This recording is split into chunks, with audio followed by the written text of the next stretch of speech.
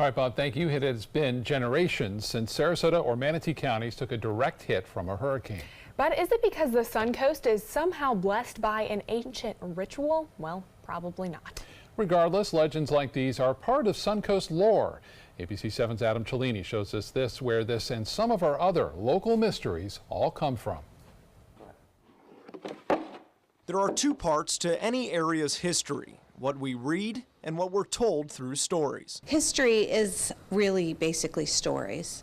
People are collecting stories and transferring them from generation to generation. It's up to historians like Manatee County's Kathy Slusser to match the two. But on the SUncoast, the records only go to the mid-19th century. Physical evidence, however, of native settlers goes back thousands of years and fuels one of our most prominent and timely stories. A long time ago, Indians put a spell on Sarasota so that basically it protects us from hurricanes. It was an Indian burial ground and like it's protected or something. After what I saw with Irma, I believe it. In fact, Hurricane Irma drove dozens to the ancient native settlements at historic Spanish Point. We had a number of people coming out to the site to pray or to chant, to basically ask that the hurricane not come and hit Sarasota. But why? For some, it's George Chapline's tall tale about an Indian chief's love affair with Hernando de Soto's fictional daughter, Sarah, who died from an illness. Chi-Chi, along with 100 braves, canoed out here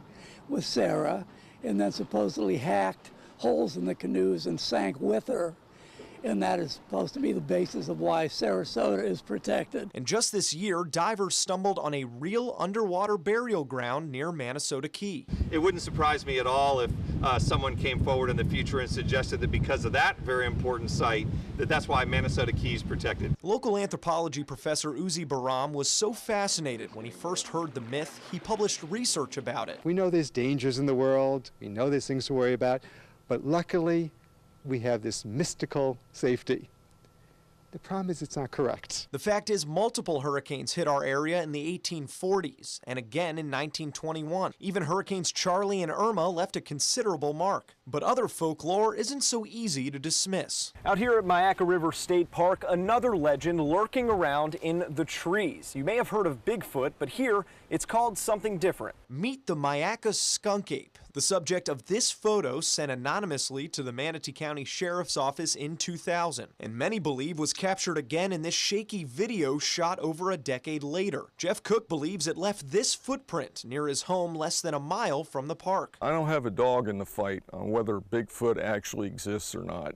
I don't expect anybody to believe it unless they've seen it for themselves. Cook says he has seen it, right in the park, just a couple of feet from the main road. I just turned and looked at it. We both had wide eyes, and I said, "Hey!"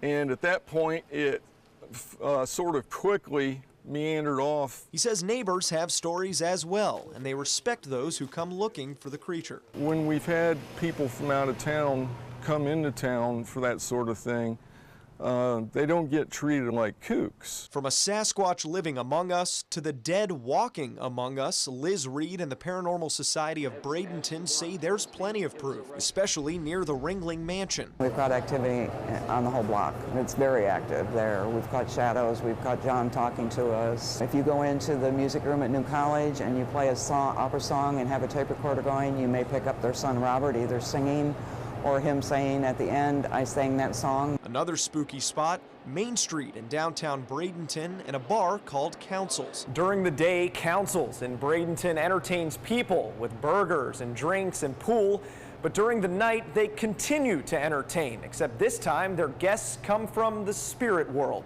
Reed and her team recently investigated at the owner's request, catching some sounds and Oh my God. the holy grail of ghost hunting, an apparition. And I know there's people out there that don't believe too, but you know, how can they explain something that's walking across a video camera? For the owners, it's a badge of honor. I mean, this is really cool. That's what's going to feel like.